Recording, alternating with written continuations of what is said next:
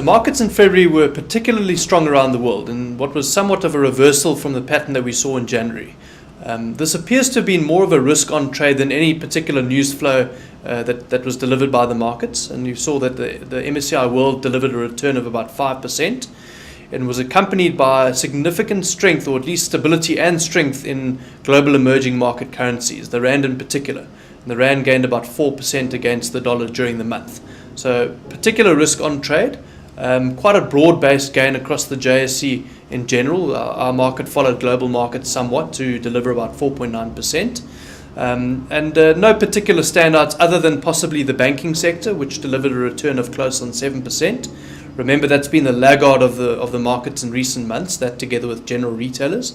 And I think that return specifically has been delivered by what have been better than expected results out of the banks.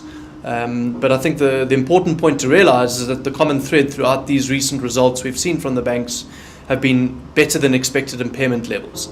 Now, that might be somewhat backward looking to the extent that impairments are now at a relative low over the last 3 to 5 years, and we could well see the risk of rising impairments as interest rates rise over the next couple of months in South Africa.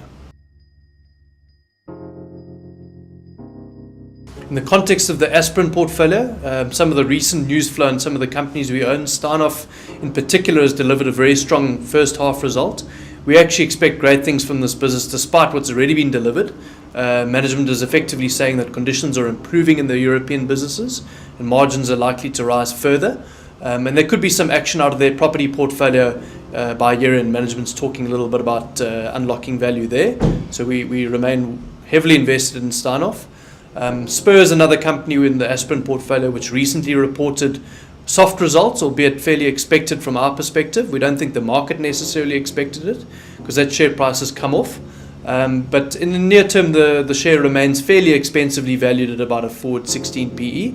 Longer term, we think there's value, but investors may well have to be fairly patient with that one. Pinnacle also, as expected, reported fairly flattish results for their first half. We're expecting a significantly better second half on the back of some new contracts that the company has gained. And the share is looking a lot cheaper than it's looked for quite some time at a forward 8.5 times P multiple. So longer term, it represents great value.